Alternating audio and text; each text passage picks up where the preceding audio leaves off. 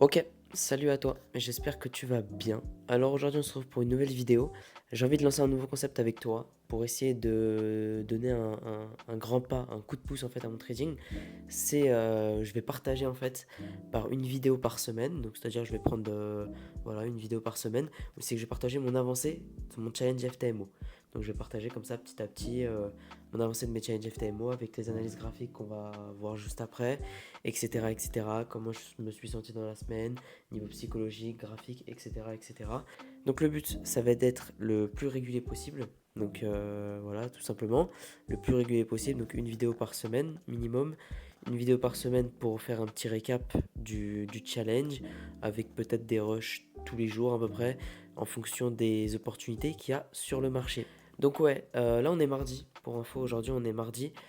Hier j'ai pas pu filmer, on était lundi. J'ai pas commencé la journée, j'ai fait mes analyses. J'ai par contre pas pris de trades. Il y a eu des opportunités, mais je les ai pas saisies. Une sur le gold que je vais vous montrer juste après, qui est, je crois, en train de très bien partir, mais que j'ai pas saisi. Et une sur GE non plus que je n'ai pas saisi, que j'ai décidé de pas saisir parce que je trouvais qu'il manquait des trucs. Et sur le gold parce que aussi il manquait des trucs et je traite pas souvent le gold. Donc voilà, ces deux trucs. Donc c'était deux paires que il y avait le setup, mais j'ai pas pris le trade. Donc je pense qu'on peut passer sans plus attendre sur les graphiques. Ok, donc sans plus attendre, je peux direct te montrer l'opportunité que j'avais lundi, mais que j'ai pas pu te montrer lundi. Donc je vais te la montrer tout de suite parce qu'aujourd'hui en soi, mardi, il n'y a pas trop d'opportunités. Donc, enfin du moins dans ma stratégie, il n'y en a pas trop. Donc en gros, j'avais deux opportunités lundi pour revenir dessus rapidement. J'avais ma première opportunité ici sur le gold. Donc qu'est-ce que je m'attendais sur le gold? Je m'attendais à une hausse du gold. Pourquoi? Parce que voilà, les fondamentaux du gold sont haussiers, etc., etc. Là, vous voyez par exemple en daily, vous pouvez voir rapidement la structure. Même la structure, elle reste haussière, vous voyez. Elle reste haussière. Là, on avait cette prise de leak. Là, on avait un changement de structure ici en interne, étant donné que le point ici en daily était ici. Là, c'était du H4. Là, on avait ce sweep ici. Et en gros, moi, qu'est-ce que je m'attendais? Je m'attendais à une hausse. Donc le daily, c'est pas trop ce qui va nous intéresser. On va plus aller sur du H4 pour faire rapidement. Donc en gros, qu'est-ce que je m'attendais sur du H4? Je voulais que le prix il revienne dans cette zone-là pour pouvoir target ces niveaux-là. Donc ces niveaux-là, c'était quoi? C'était cette trendline-là, parce qu'il faut savoir, attends, avant tout, il faut savoir qu'hier, voilà, hier on était par là. Hier on était par là. Vous voyez, c'est la bougie de 7h, celle-là la bougie de 11h. Donc entre 7 et 11, on était ici. Donc on était ici. Hier matin, quand j'ai fait mon analyse, on était par là-bas. Donc qu'est-ce que je m'attendais, moi, du prix? Je voulais déjà qu'il y ait du timing dans mon entrée, mais ça on va revenir après. Mais déjà pour target, comme objectif de target, je m'attendais quoi? J'avais ces niveaux-là, donc ce niveau-là qui était une sorte de relative equal high, un peu comme vous voulez, qui confluençait avec le tout. Donc une liquidité ici, qui en plus était un previous weekly high juste ici. Ici on avait le previous weekly low, qui était un low protégé. Donc comme low protégé H4, on avait quoi? On avait eu celui-là. On avait eu celui-là qui avait réagi dans cette plus grosse zone, mais qui n'avait pas comblé cette FVG, cette imbalance, ce gap, vous l'appelez comme vous voulez. Mais en gros, voilà, ce lot-là, après ce lot-là, qui a été confirmé par celui-ci, donc ce lot-là qui a été confirmé ici, donc validé, ce lot-là, et après celui-là, donc il faut qu'il soit validé, mais là il n'est pas encore validé comme protégé, mais voilà, c'était celui-là, ce lot protégé en quelque sorte. Donc moi, qu'est-ce que je voulais? Je voulais rentrer sur ces niveaux-là, avec un SL sur ces niveaux-là, et entrer dans ces niveaux-là, et avec un TP, une target au minimum ici. Donc au minimum, vous voyez juste ici où c'est que je vous ai dit, où c'est que c'était le previous weekly high, où c'est qu'on avait pas mal de leaks, on avait du gap juste ici, de l'imbalance du gap, du FVG, et en plus, qu'est-ce que je m'attendais? En plus, voilà, on avait la trendline ici, une trendline en création, qui en plus venait me confluer avec le tout, et en plus, moi je voulais qu'il revienne dans ce buy to sell, pardon, juste ici. Donc vous voyez, ici on a le buy to sell, on a le buy, ici on liquide, to sell, et après on injecte à la baisse. Donc moi qu'est-ce que je voulais? Je voulais que le prix il revienne dans ce buy to sell qui est juste ici. Donc ça c'était mon idée en quelque sorte du prix. Donc je voulais que le prix il revienne ici. Mais comme vous voyez, bon là c'est ce qu'il est en train de faire. Mais j'ai pas pris le trade. Donc pourquoi? Après, donc ça c'était mon analyse en H4. Après je descends en M15. En M15 qu'est-ce qu'on avait? On était ici. En M15, vous voyez, on était ici hier matin. Même là c'était midi, mais j'ai fait plus mon analyse ici, moi, vers 11h et quelques. Donc j'ai fait mon analyse ici. J'ai mis mes alertes ici et tout. J'ai arrêté de regarder mon prix. Quand les alertes sont venues me sonner, qu'est-ce que je voulais? Je voulais que le prix il revienne dans ce bloc-là. Donc, vous voyez, il était revenu dedans. il était revenu dedans. Je voulais qu'il revienne chercher cette liquidité-là. Donc vous voyez ici, on a une sorte de, pareil, création de support, de résistance, vous l'appelez comme vous voulez. Mais en gros, vous voyez que c'est juste un endroit en fait où c'est que le prix, il va revenir se débattre en quelque sorte plusieurs fois sans réellement le casser ou en le cassant mais de peu. Donc là, vous voyez, il ne casse pas trop. Donc moi, qu'est-ce que je voulais? Je voulais ce lot-là le plus bas qui vient d'être cassé. Donc il a été cassé juste ici, mais moi en fait, voilà, c'était mon idée. Je voulais que le prix il vienne le casser. Donc, qu'est-ce que je m'attendais? Je m'attendais que le prix vienne le casser. Et pourquoi pas qu'il revienne même dans le bloc ici qui est raffiné, qui est juste celui-là. Donc c'est la ligne bleue là que vous voyez ici. On ne la voit pas beaucoup, mais vous la voyez un tout petit peu. Ça sert à rien que je mette ça d'ailleurs.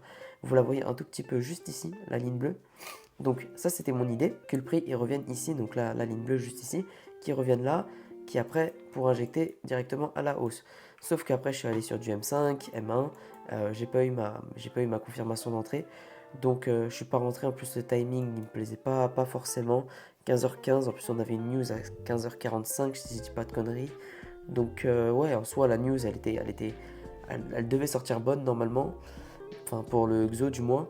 Mais ouais, ça me plaisait pas. De toute façon, il n'y avait pas ma confirmation d'entrée. Et aussi surtout, le XO USD, c'est pas une paire que je vais trader beaucoup. Alors j'ai pas beaucoup de data dessus. C'est pour ça qu'en général j'évite souvent de la trader. Mais s'il y en a par exemple parmi vous qui sont experts dans le XO USD, je suis partant. N'hésitez pas à m'envoyer un petit message parce que voilà, le XO USD, j'aimerais bien plus m'y pencher dessus. Franchement, je trouve que c'est une bonne paire. J'aimerais bien m'y pencher plus dessus. Ça veut dire s'il y en a qui sont experts, n'hésitez pas à me contacter. J'ai 2-3 questions sur l'indice, sur la paire tout simplement. Donc voilà, ça c'était mon idée pour faire rapide sur le XO. Donc un SL ici, une entrée dans ces zones-là. Donc vous voyez, ça c'était l'entrée raffinée. Hein. Ouais, je me suis amusé à la raffiner, mais en gros une entrée dans ces zones-là pour après venir target ces niveaux-là qui étaient juste ici. Donc le prix il est parti sans moi, enfin du moins je ne l'ai pas pris, c'est pas il est parti sans moi, il est parti tout court. J'ai décidé de ne pas prendre, donc ça c'était ma première idée que j'avais sur le XO USD. Donc maintenant on peut passer direct sans plus attendre au JPB USD. Ok, donc qu'est-ce qu'on avait sur GU, qu'est-ce que je m'attendais. Donc hier, sur GU on était ici. Donc il faut savoir que je suis arrivé sur Paris, j'ai allumé mon PC, il était vers 8h, 8h30, 8h30, donc 8h, 8h30 c'était par là. Moi qu'est-ce que je voulais? Je m'attendais à une hausse sur GU tout simplement. Je voulais que GU revienne combler tout ce gap. Et comme target, enfin du moins un endroit où c'est que je visais, où c'est que je voulais que GU revienne, c'était qu'il revienne en fait dans ce plus gros bloc ici là, qui conflue aussi avec ce gros bloc là, mais celui-là pour moi c'était sûr qu'il allait revenir dedans, donc c'était au moins dans cette plus grosse zone ici, donc vous voyez la grosse zone qui est juste, hop là, juste celle-là quoi, juste cette grosse zone là. Je voulais que le prix revienne dans cette grosse zone là, et donc il revienne au minimum sur ces niveaux là, au minimum sur ces niveaux là, et au minimum, mais par contre vraiment les niveaux qui m'intéressaient c'était celui-là à venir chercher, donc c'était cette mèche là, après le gap ici, et après vraiment là le prix il n'est pas encore revenu, mais moi du moins c'est le niveau que je cherchais qui revienne, c'était vraiment celui-là. Donc ça c'était quoi? C'était le previous weekly high de la semaine dernière, donc c'était le plus haut de la semaine dernière qui était juste ici. Ici on a le plus bas, donc ça c'était le plus haut de la semaine dernière.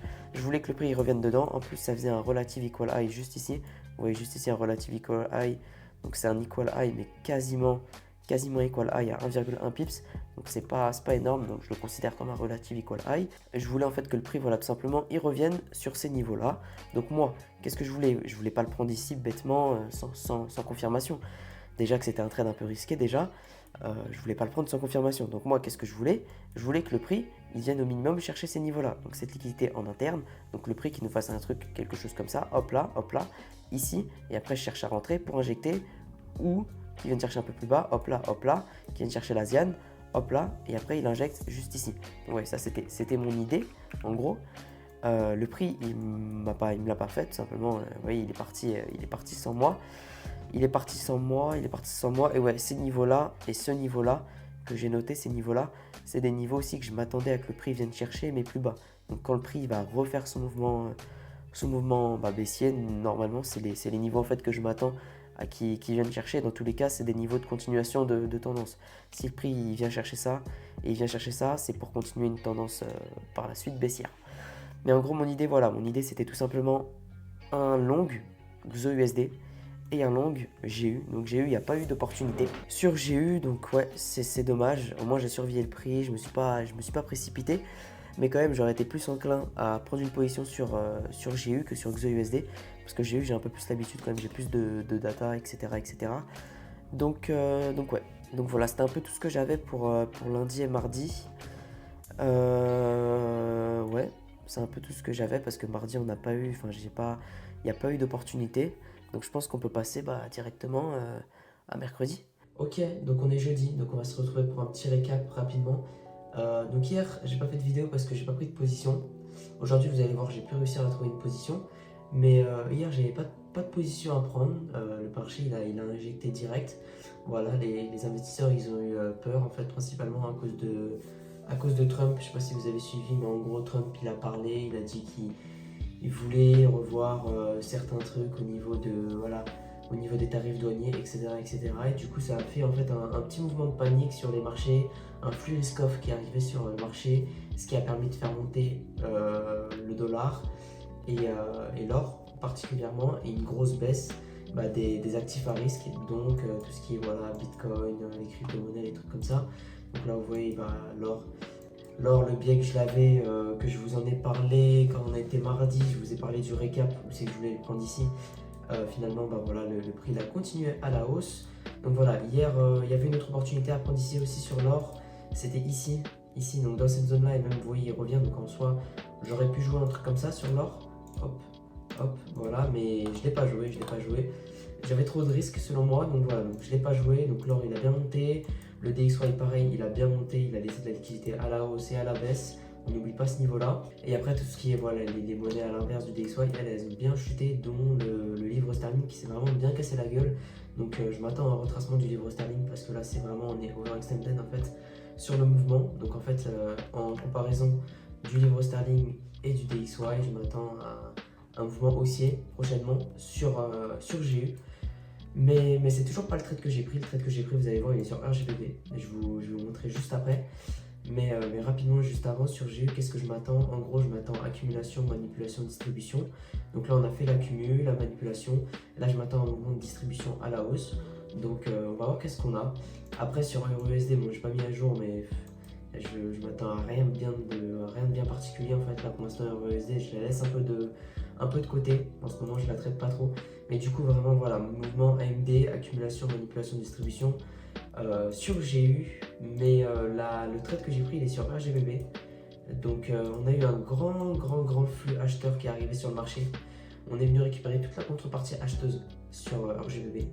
Toute la contrepartie acheteuse. En plus, il faut savoir que niveau fondamental, je vais être plus enclin à vendre de l'euro par rapport au livre sterling. Ça veut dire qu'en gros, certes, les deux monnaies ont une économie faible, entre guillemets, mais je vais quand même plus m'attendre à une économie faible du côté de l'Europe que du côté du Royaume-Uni, donc d'Angleterre, du Royaume-Uni, etc., etc. Je vais m'attendre à une économie un peu plus forte que la zone euro.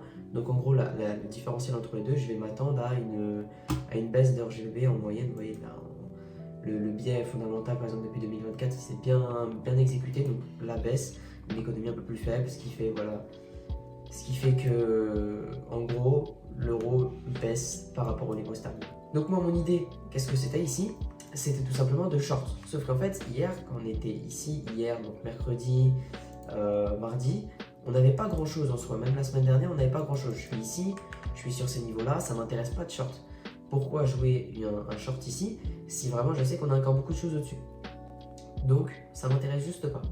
Mais maintenant qu'on a eu ce flux risk-off qui est arrivé sur le marché, qui a fait en quelque sorte pump l'euro par rapport au livre sterling, même si c'est surtout la livre sterling qui s'est vraiment cassé la gueule. Ce pump en fait qu'on a eu, cette hausse qu'on a eu là, que vous la voyez juste ici, et bien cette hausse là en fait, elle va juste me permettre de venir récupérer toute la contrepartie acheteuse, donc en quelque sorte la douleur en gros du marché, toute la contrepartie acheteuse. Donc on est venu tout récupérer à la hausse. Donc vous voyez là, on a quand même laissé des equals juste ici, mais ils sont en interne. Vous voyez juste ici avec cette mèche là et cette mèche. Mais j'ai quand même décidé de prendre le trade. Dans tous les cas, j'ai un SL assez large. Mais j'ai quand même décidé de prendre le trade. J'avais ma confirmation d'entrée, mon MSU. Mais en fait, là, on n'a plus rien. Si on vient m'invalider au niveau de mon SL, si on vient de m'invalider, là, par contre, ok, là le prix, qu'est-ce qu'il veut vraiment? Il veut vraiment aller chercher un truc encore plus haut. Sauf que là, pour l'instant, et ben voilà, il est déjà revenu chercher tout ça. Il peut revenir chercher le liqual juste ici, pour revenir combler le petit gap ici. Sauf qu'en fait, le prix, je ne le vois pas forcément aller beaucoup plus haut. Pour moi, il a récupéré déjà beaucoup de choses à la hausse. On a beaucoup de choses à la baisse maintenant. On a beaucoup de choses en bas. Vous voyez, on a ça, on a ça, on a pas mal de choses en bas. Donc moi, qu'est-ce que j'aimerais bien voir niveau heure GBP? Ça serait une baisse heure GBP. Donc une baisse pour qu'on rejoigne ces niveaux-là, ou plus précisément plus loin encore l'order flow qui est juste ici. L'order flow qui fera quasiment à 4 heures, donc c'est pas mal. Mais sinon, ces niveaux-là, vous voyez, je suis déjà sur 2,60 et ici 3, donc c'est pas mal. Ma position, du coup, c'est celle-là. Oui, bah, c'est la position que je vous ai parlé. C'est mon S7, je l'ai mis ici, mon entrée, mon TP.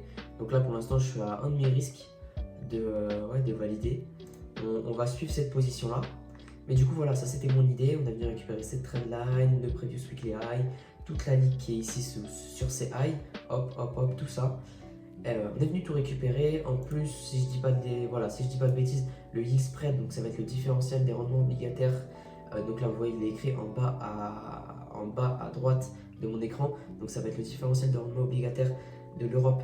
Donc le yield, le rendement des obligations européennes à 10 ans, moins le rendement des obligations anglaises à 10 ans. Donc le 2 va me donner un différentiel et c'est en gros ce qui va me donner un peu, ce qui va me permettre en fait en quelque sorte entre guillemets de prédire ou pas le cours d'heure GBP. Donc en gros les rendements ils vont souvent bouger soit un peu avant, soit un peu après. Mais là dans ce cas-là vous voyez bien il a bougé un peu avant. On voit très bien cette force à la baisse, mais là ici cette force à la hausse. Donc c'est vraiment cette force à la hausse qui va récupérer tout le monde pour pas pouvoir injecter à la baisse. Donc c'est vraiment ce que je m'attends. Et du coup moi l'entrée qui m'intéressait elle était juste ici. On est venu récupérer, vous voyez tout ça, l'Asian, le previous daily high, etc., etc. On nous fait notre manipulation ici dans notre zone daily. Donc normalement on doit attendre une manipulation 45 minutes. Et moi j'ai voulu raffiner le tout, j'ai voulu aller en 15 minutes. Donc 15 minutes, qu'est-ce que je vois? Je vois on est là, donc moi j'arrive ici. Qu'est-ce que je vois ici quand on arrive ici? Je vois on a break ce high ici, on a fait un changement de structure en interne. On a fait ce micro changement de structure parce que c'est sûr que j'allais pas attendre ce changement de structure pour me placer. Donc on a fait ce micro changement de structure juste ici. Et moi je me suis dit ok, ça c'est faux en fait, c'est juste un trap, c'est pas un changement de structure tout de suite. Donc les gens ici, qu'est-ce qu'ils ont voulu en fait se placer? Ils voient ce changement de structure, ils vont leur soit se placer sur ce changement de structure, soit se placer sur le retour un peu plus haut avec un SL voilà, qui vient juste ici. Moi je me suis dit ok, dans le cas normalement je devrais faire ça. Dans un cas normal je devrais faire ça. Mais je me suis dit ok, on va essayer de réfléchir différemment. Et cette fois-ci, enfin c'est ma stratégie en fait, c'est pas cette fois-ci, mais je vais essayer de me placer à la suite du MSU. Donc je vais attendre le MSU et je vais me placer au niveau du MSU. Donc ok d'accord, ici par contre, il n'y avait pas de en soi confirmation, je ne suis pas rentré sur un changement de structure ou quelque chose comme ça, mais en soi j'avais ma confirmation quand même qui était là. Donc moi je m'attends, je vais rentrer sur la liquidation de ce high juste ici, donc juste là. Donc si je vais ici en 15 minutes, bah, vous voyez c'est vraiment ce que j'ai fait. Hop là, je suis rentré sur la liquidation de ce high juste ici, sur cette mèche, donc franchement c'est une belle entrée, hein. Franchement c'est vraiment une belle entrée. Je suis assez contente de cette entrée là pour bien commencer l'année. Mais maintenant, on va voir, j'attends de recasser la structure pour pourquoi pas mettre ABE. Et on va voir tout simplement comment le prix se développe, tout simplement. Mais en tout cas, ouais, c'était une belle entrée. Maintenant, à voir si le trade y passe ou pas. En tout cas, on va essayer de rester chill. J'ai placé mes alertes. Maintenant, je vais laisser tourner le prix. Et je pense que j'ai fait un peu le tour hein, pour jeudi, mercredi. Donc, on peut passer directement à vendredi. Ok, donc on se retrouve vendredi pour faire le récap final, tout simplement, de la semaine. Donc pour te montrer rapidement la position, où c'est que je me suis fait stopper, etc. etc. On va essayer de faire ça vite pour pas faire une vidéo trop longue. Mais du coup, si tu as suivi, hier, j'ai pris une position sur heure GBP, donc sur euro GBP. En soi, mon idée était bonne. Mon entrée était pas mal. C'était un beau trade à jouer, comme je l'ai expliqué hier. Sauf qu'aujourd'hui, avec les chiffres de l'ADP, donc le NFP, pardon, donc avec les chiffres du NFP, donc le NFP c'est quoi? Je vais te le montrer ici. C'est donc juste ici, voilà, création d'emplois dans le secteur non agricole.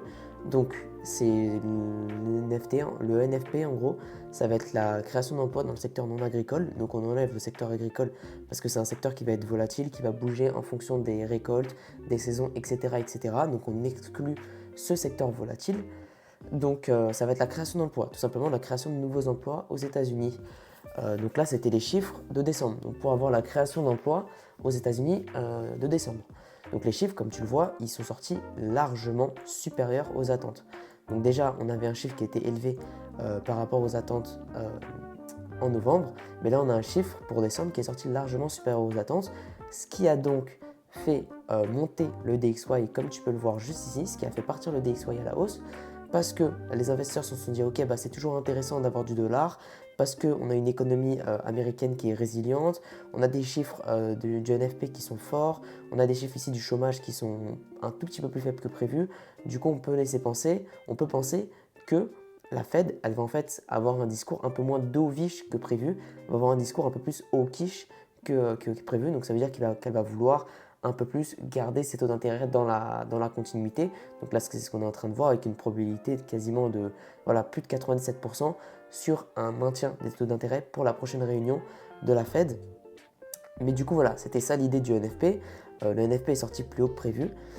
Bon après, ça ne me choque pas vraiment qu'il soit sorti plus haut que prévu parce que comme tu peux le voir juste ici sur Forex Factory, souvent le NFP il sort plus haut que prévu. Donc il sort très rarement conforme aux attentes. Mais là, il est sorti encore une fois plus haut que prévu. Donc comme tu le vois ici, le bleu, c'est le chiffre. Et le truc en orange, la barre orange dorée, juste ici, c'est les attentes. Donc tu vois, ça sort très rarement conforme aux attentes, même niveau Covid et tout. Donc ça sort vraiment rarement, très rarement au niveau des attentes. Donc là, c'est ce qui a fait bouger le prix, c'est ce qui a fait pumper, vraiment exploser le dollar à la hausse. Du coup, moi, quand j'étais ici, il faut savoir déjà que mon SL, ici, donc le prix il a bougé. Mon SL, je l'ai mis ici. Au vu de l'annonce, j'avais pas envie de perdre, j'avais envie de sortir un tout petit peu en gain, donc je l'avais mis ici. Donc mon SL, il était ici. Je me suis dit, ok, le prix, au niveau de l'annonce, il est venu ici. Il est venu ici. Je me suis dit, ok, ici, là, franchement, le prix, mon high, il va sauter. Mon high, il va sauter. Donc j'ai réfléchi, j'ai pris un peu mon temps et boum, boum, boum, boum, boum. Le prix, il est venu. Et quand il était ici, je me suis dit, bon, vas-y, mon SL, il était juste là. Autant de sortir un tout petit peu plus sanguin que, mon SL ici. Je me suis dit, ok, je vais l'avancer un tout petit peu ici. En soi, ici, bon, je serais quand même sorti ou pas. Je suis pas sûr, mais je serais sorti. Si je serais sorti à quelques pips ici une fois. Mais en soi, mon idée n'était pas invalidée. Le prix pouvait très bien faire ça, revenir chercher ses highs ici, ou même les equals qui étaient ici, pour après faire ça, quoi. Mon idée en soi de short, elle n'est pas invalidée, donc pourquoi pas chercher un autre setup. Pour l'instant, non. Je vais éviter de me précipiter. On est fin de semaine, on a eu des gros chiffres. Je vais laisser digérer le marché. Mais pour l'instant, non. Mais voilà. Comme tu peux le voir, voilà, j'étais à 9996. Là, voilà, j'ai pris 0,2 R, donc je suis à 10 021. Donc en soi, ça reste toujours du BE, hein, quasiment. On est dans ces eaux-là, hein, donc voilà. Bon trade en soi, l'idée était bien. Un peu le seum que ça se finisse comme ça. Je ne vais pas te le cacher, je suis un peu dégoûté que ça finisse comme ça, mais bon, c'est le jeu. C'est le jeu, on fera peut-être mieux la semaine prochaine. On verra. En soi, l'idée était bien, le plan, il était respecté. Il y avait tout qui était là. J'avais même un SL large. Donc en soi, je peux pas m'en vouloir en fait. Tout était plutôt pas mal. Donc voilà, c'est un peu tout ce que j'avais à te partager. Franchement, il faut pas craquer en mode à vouloir se précipiter ou quoi, vouloir re-rentrer et tout. Voilà, j'ai un peu le seum, mais bon, c'est les règles du jeu. Donc voilà, j'espère que tu auras kiffé cette petite vidéo, ce petit récap de cette semaine. Tu auras suivi. Donc première semaine, on finit à plus 0,2. Donc pas mal d'opportunités, une seule saisie. Donc on se dit à la prochaine pour essayer de faire de plus belle tout simplement.